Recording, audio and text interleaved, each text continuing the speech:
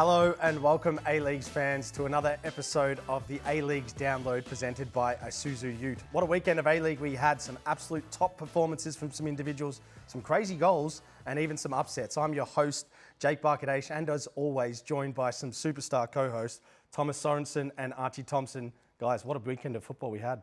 Oh, the bangers keep coming, the young players showing up, so, even more excitement this week. Yeah, it started off fantastic. Like you said, some great goals. Yeah, the goals have been standing out. In particular, we're going to go right off the top here with Alex Badalado, Yes. Archie. I mean, we could pick 3 out of his last 2 weeks that were unbelievable. We've gone with his hat-trick one here. What did you see? Well, this is a sweet strike. I don't think there's too much that Jack Duncan could do with that one, especially with a defender in front of him. But what a couple of weeks he's had already. I mean, that bomb last week against Central Coast.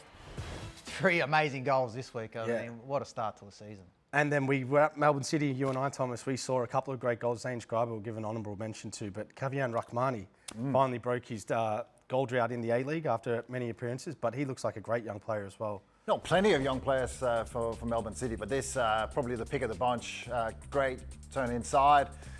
And just to finish it off, I saw him afterwards looking at the goal for Melbourne City's social media team, and it meant a lot to him. And these young players, they fight for a lot of years, they get their opportunity. And we've got, as we said, a refreshed format on the downloads this year. We're going to be going through some key topics, some hot takes across the competition, as you would have seen in our first week. We'll definitely be talking about the Newcastle and Victory game, what we saw with the Western Sydney and Auckland, and of course some vocal coaches we've experienced in our time as well. So without going into further detail, Archie, I think the first one we want to talk about is the young stars and how they've headlined the first couple of weekends across the A-League. Well, this is a beauty about our league at the moment, is that we're able to see a lot of the great young talent that's coming through, especially because we haven't been able to maybe attract a lot of the big name players due to money and where other leagues are giving that. But I love the fact that we give these youngsters an opportunity, and they're shining. I think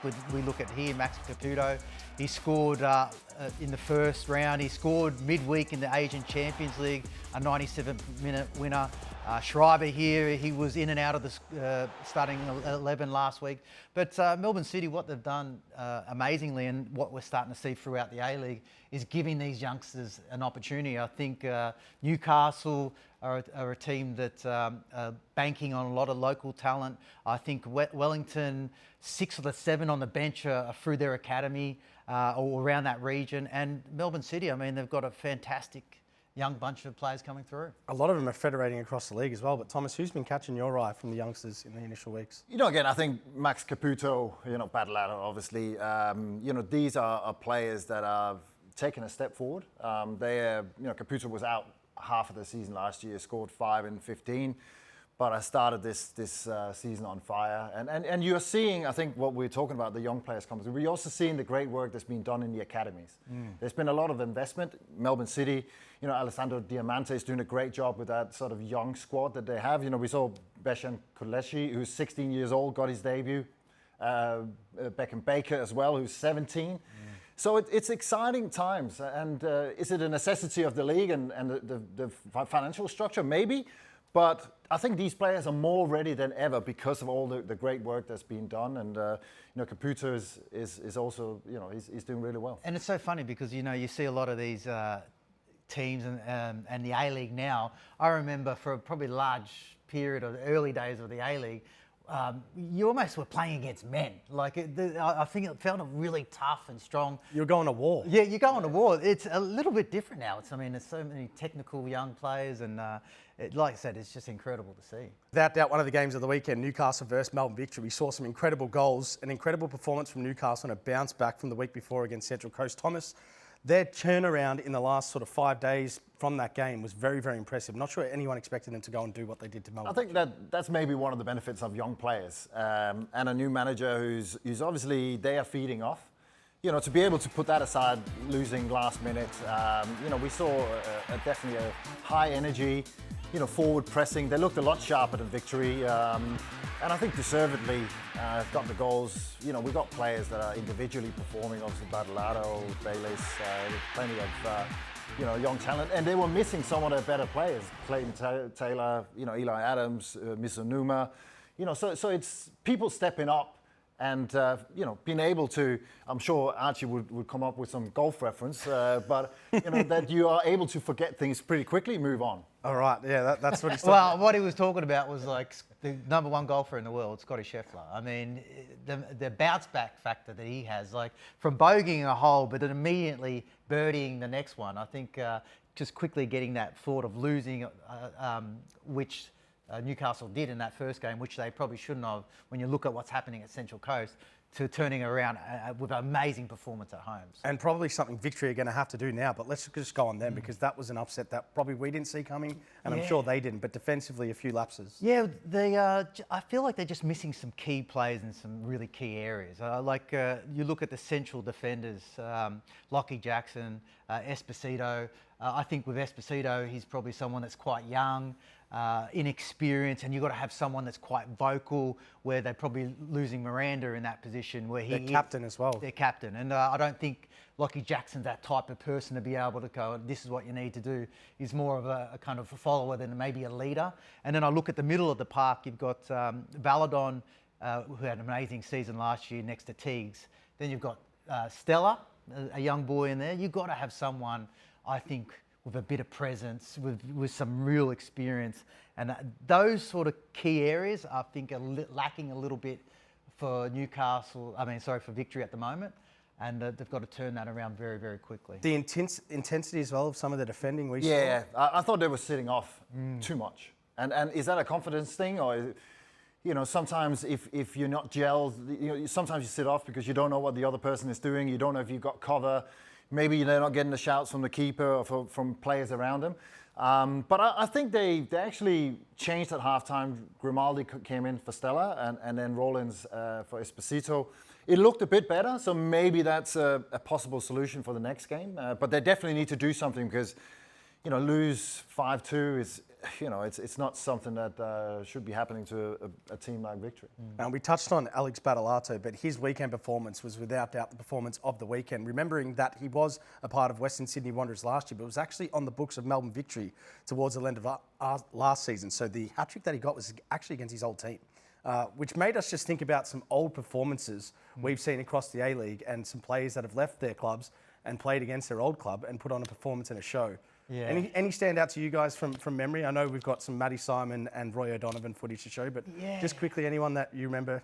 I think Fred was someone that was, we were disappointed to lose him because he went over to the States and had a great career with DC United. I think he's actually coaching their academy, but him coming back to Hart, he was always caused us a lot of problems. But then I look at Eugene Galekovic and probably Maki Theokotos. They were always two ones that performed great. Matty Simon was someone you went up against a lot. Do you remember this game against Central Coast Mariners when he moved to Sydney FC? Yeah, look, he's had such great careers at both of these clubs. Probably that finish there, and it was a nightmare for anyone that he was up against. I mean, he threw his body around. This one here, I mean, that's probably the best header he's ever scored. And you could see with this footage that Graham Arnold was on the sideline, quite vocal about, like, you didn't want him, I've got him now, so you've got to suffer. And that's what happened there. It was an amazing goal. And Roy O'Donovan did the F3 derby switch. Yes, there's nothing better than a revenge game. Getting something over, you might have left on bad terms, and Roy O'Donovan in his first visit back to Central Coast Mariners, getting a hat-trick. And you can see it meant something. There's always a great sign when you see players, if they're respectful to the other team, they probably left on good terms. If they just want to give it to them. I have personally had a bit of a revenge game against Aston Villa for Stoke City, and I loved it. Like, we won 3-2. And like Roy O'Donovan, apparently in the last game of the season when they played them again, he was waving the wooden spoon to the Central Coast. Oh, okay. So you know what? So I'm sure he loved it, and that it brings some fire to it. And again, you can see with Matt Simon as well. You can see him also celebrating in that versus Matt Simon not celebrating against his old club. But Roy Donovan with a first-half hat-trick, that's a way to go back at your old club. Western Sydney Wanderers travelled away to Auckland, a place that not many people have been able to win at. They went there with a pretty steady lineup in regards to looking to get a result, but just lacked a bit of creative flair, and it prompted our thoughts around Do they have enough to get going in this season? We know they're a massive club in the A-League, Archie, but particularly just that attacking flair. Yeah. Are we seeing a gap there that they need to fill? Well, they've got a good, solid squad. I just think there's a missing link, and that link is a number 10. And you could probably say that maybe Juan Mata coming to Melbourne Victory could have probably have filled that spot. Battolato, technically. As well. Battolato too, and but like with Battolato, I think people will say, why did Victory lose him or leave him? But I don't think he did enough at that time that he was there that maybe go, okay, he's a Melbourne Victory player. But then that's down to the coach to identify that. So I don't know where it went wrong there, but we lost him and he scored a hat-trick against us. But look, I think they're missing that 10. I think they've got 3 players in the midfield that are very, very similar. You'd probably have to go Fergate is someone that they got on maybe a last-minute pickup with what happened with West United, but there's a missing link there. There is a 10 that has to be filling a position where they can link up, and it's just missing at the moment. And Thomas, just the way they structure themselves, the lineup, they're all kind of 3 very similar players in the midfield. How did you sort of see that set up? Yeah, they set up in a 4-4-2, but it's sort of skewed a little bit. So Kraev on the left-hand side will push up and support the front line. Then Ugarkovic will come inside, and the right fullback will sort of bomb on. So it is a sort of interchange, and it just seems like it's not quite working at the moment. They're not getting the right players forward, and who should go, who should stay. I think that's balance in the midfield is not quite there. Again, I think it's early. They've played 2 games, probably played the 2 best teams in the competition, and maybe they've been a bit cautious. So I think I'll be very watchful in the games coming up to see if they tweak anything, or if they actually start to look better and start to gel better, because it is an experienced side, but there's something missing. I agree with you, Archie, at the moment. Do you feel, Archie, as well, when you're going away to Auckland, you almost have to change your approach a little bit? We saw Melbourne Victory do that in the semi-finals to get a result, and that's maybe what Western Sydney might have done. I agree. I think maybe there could have been a game plan where it's like, okay, well, let's try and just get some kind of result, knowing how strong Auckland are, and they certainly were strong. I mean, they scored and looked like they were going to go away with it, and they pretty much did. Like, they scored and they attacked, but then they knew how to come back and just defend out a lead, and that's why Auckland are so good at home. Very well said. Well, Brian Kaltak was one of the defenders of the A-League for many years. He's won many titles in this competition and been revered as a wonderful player. The last few weeks, though, haven't been on his side. A few individual errors which we're going to go through, just looking a little bit short of where we know his level to be at. Some interesting moments for him over the first 2 weeks here, Thomas. Yeah, will the real Brian Kaltak please stand up? Because no, I'm not saying it in a bad way, because that's not the player we've seen for the last 2 or 3 years. And I think the worrying bit is that Perth conceded the most goals, 56 goals last season, and they brought in Wootton, Kaltak, Birangiti to shore that back line up, and they've conceded 6 now and 2. And we've got to be honest, Kaltak hasn't looked great. He's looked a bit off the pace, like half a step here. He sort of, he sees SA coming, but there's no sort of urgency to close it down. And he's just that half a step too slow. And against Melbourne City, he obviously has a back pass. And again, Caputo did the same to him. Ran off his shoulder, got in. So they need to step it up, and Kaltak needs to step it up, because he needs to be a leader for them. And he has to, we've seen, he has the credential. He's a good enough player. He just needs to get that back line going and himself just raise his level a little bit. And Archie, the moment over the weekend is probably one that he wants to forget. We almost kind of cringe watching a player have to go through that. Yeah. But here, just talk us through what you saw. Well, I just think he got it all wrong. He might have taken his eye off the ball when he was about to pass, or it just got away from him. I know that a lot of players were slipping in that moment. But I think I'm trying to look at all the positives for him, but it's a bad decision. And like Thomas said, he's probably just a yard off the pace. There was that Rachmani goal, amazing, but someone his quality and what we're used to seeing, he would have been right up in his face and not even allow him to have that shot. Hopefully turns this little bit of a slump around, because we know what he's capable of. And I think that's the problem, why we see it so glaringly. I mean, they're big mistakes, but the other little ones, we see it so glaringly because he never makes it. And I think it just, those sort of things are slowly creeping in. And like what Thomas said, I think when you bring these players in to keep a strong defence, and you've conceded so many goals already, they need to turn it around, like I said. I'm going to put you both on the spot with 20 seconds to go. If you're David Drillich this weekend, are you starting him or are you benching him? Yeah, but I think I'll have a one-on-one with him. So you're starting him? Yeah, I'm starting him. I think he's good enough. Like, again, we play 2 games, but I would have a serious conversation and say, like, we need you. You know, we've brought you in. You're a leader. You need to be a leader on the pitch. You need to just step it up.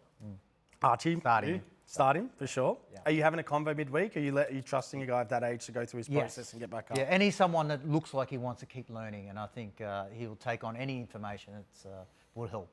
Well, I'm sure Brian Kaltak will pick things up. Definitely Perth need to get going with a few players to come back in. Sydney and Central Coast, though, was also a game that caught our eye because they were back at Leichhardt Oval, the suburban grounds. The atmosphere was electric. It was a great game. It was Sydney's first win of the season. Archie, we played across some local grounds. Yes. I know the atmosphere there was very good. Just the importance of that for the A-League and maybe a little bit of spin on for both of you. The best local grounds that you guys have played at. Yeah, I think that was an amazing atmosphere, and it's a great football stadium.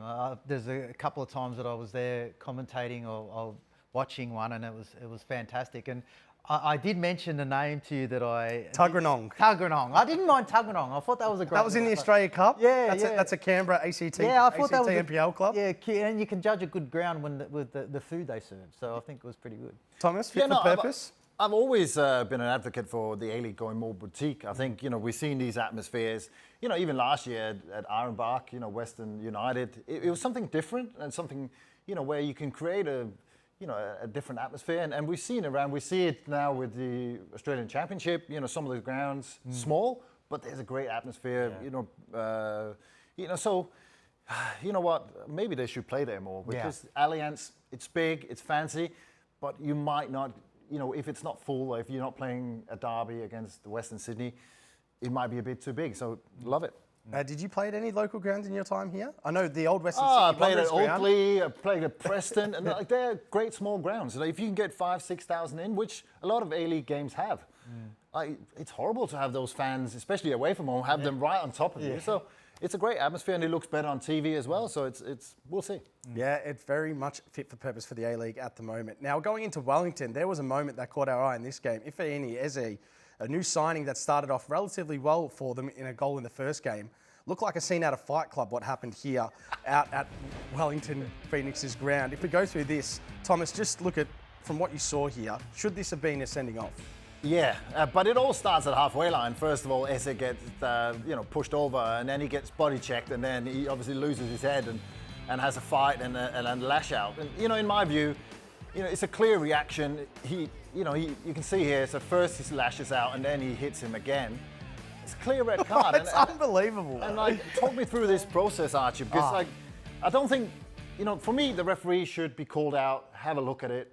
Potential red card, and they might be in his ear, but nothing happens, only a yellow. I don't get it. Well, my understanding is that when it's like a yellow card, but then it goes to VAR, the VAR can give the referee an option to go and look at it to maybe change it to yellow, upgrade it to red. And I don't know what happened at that very moment. Maybe they were getting coffees or... They've gone to the bathroom. Just gone to the bathroom. They heard a bit of noise. Like, hang on, Did we miss anything? Yeah, there's a bit of ruckus. Oh, no, I'm going to just keep finishing my coffee. Because if you're in that box, you're watching that. I mean, I'm sorry. That for me is a red card. He's lashed at him. There was a few times he even tried to hit him at the start. There's like 2 or 3 red cards. 2 or 3 times. So if anything, he probably needs to work on his boxing because he's thrown a few air swings. But that for me is a very, very lucky escape for Wellington. Yeah, but if you look at the bigger picture of the game, they're leading 1-0 Brisbane. And this has a major change on the outcome because obviously Wellington comes back and wins this one with 11 men on the pitch. So, if I was Brisbane, I would be a little bit angry. I'm sure Volkan's had a few words to say afterwards. It's almost inexcusable, though, that he stayed on the field. I mean, we saw it, even the second one where the defender comes in and checks him, that's a football action. Yeah. Well, that happens so much as a striker. I mean, I hate it and it frustrates me. I think it might have been just a build-up of it because throughout that game he was getting checked a lot. And you've got to, as a defender against a big striker like that, because he's quite good at making runs in behind. So, and back in my day when I used to run the lines a lot, I used to get checked because as soon as you get checked, you're all of a sudden like this. You don't know where the ball is, and then you've got to try and make your run again. So I can understand the defender doing that, but to lash out like that and being caught on camera, There's no hiding, man. You're getting And also it sends a signal for games going forward. Yeah. Like other teams will say, like, just get in his face, get in his head, and And take cover. maybe wear a helmet. Just hit him like that, and then Just get got to midweek training. Wow. I mean, incredible, really. If you're just quickly, Giancarlo Italiano, who we're going to touch on shortly, are you having a chat with him as well midweek just to cool the jets? No, of course, it could have cost them. Like, I think they definitely got away with one here, and he can't let that happen again. You got to, as much as you're frustrated and as much as you feel undone by, you still just got to keep your head on the game. Well, Chiefy was a talking point out at Wellington. We love his coloured shirts, and we got some coloured language from him that was caught on the broadcast. A little bit abnormal for the fan to hear, but not so abnormal for the player. Let's take a look at what he was saying through the game. He gets contacted, play on. That's a late challenge. That's not a... Counter first straight away. Don't even think about it. Don't even let him play the long ball. We're not thinking. Interesting to hear that, I guess, for everyone back at home. I mean, normal for you guys in your experiences to have coaches like that on the sideline, just coaching instructions? Yeah, no, it's different. Like, everyone's obviously doing it their way, and some are very vocal, and I definitely had some indifferent. I had John Van Skip at Melbourne City, very quiet. Then Valkanis came on later and a lot more vocal, and even at my time in England, there was some that I hated because you could just hear them all the time. It's just, so it's finding that balance where you're constructive, you're talking at the right time. Maybe, again, to the fourth official, trying to maybe get in their head as well. So I quite I like the energy. I think, it sets the tone for the team, and, good on them. Yeah, and one sort of manager that stands out for me is Graham Arnold, actually. Graham Arnold was someone that was, when he, I think, started in the coaching biz, he was so high energy, but it was almost nervous energy. And then he's up and down and he's barking orders and all this sort of stuff. And I think that can really filter out onto the players, and especially someone that's maybe not used to the big occasion and gets barked at quite a lot. You can find yourself going inward, or and not being able to express yourself. So, like you said, I think it's about finding the right balance. And Chiefy is, I think, I've heard him a lot of times. We have heard him a lot of times. He's really quite good at constructing things. Ufuk Tale is someone that's very, very colourful language that maybe a lot of times you've got to beep the conversation out of what he does. But, they're all different. Yeah, and it's working. I think they've definitely overachieved in these first two games. So something is working for sure. Well, yeah, his instructions are working because Carlo Armiento scored a wonderful winner against Brisbane, which we'll go through right now. But obviously the instructions got to his players as this moment took place on the weekend that gave Wellington the chocolates. What a beautiful finish it was. Yeah, but you still, if you're Brisbane, you've got so many people in the box. The whole team. Lucas Harrington, you can see he's disappointed. It goes through two legs, but you just got to get a block in there. And you know what, Wellington, they probably, as we said, with the sending off potentially, they rode their luck a little bit, but they took advantage, and fair play to them. We've got Macarthur Adelaide tonight. Going to be a good game. Macarthur played midweek in Vietnam in the Asian Champions League. Archie, any tips for tonight, knowing what we saw in the first round? Yeah, I like Adelaide. I think they started last season well. They've started this one again. The football they're playing is really great. And, for Macarthur, when you've got to juggle two competitions and you want to do well in both, you might need to nurse some players through it. So I just think that Adelaide will be a lot fresher. Yeah, no, I think it'd be a tight game. I think it'd be well worth a watch. And you know what? I think it's going to be... I could see a draw, but yeah, again, we'll be watching some of the players' allergies we talked about last week. Definitely be having an eye on them. Well, going to be a cracking game tonight. Make sure you keep your eyes out. A-League was absolutely firing this week, and I'm sure it will be next week. We are the A-League's download presented by Isuzu UTE. We hope you enjoyed the show. We'll see you next week.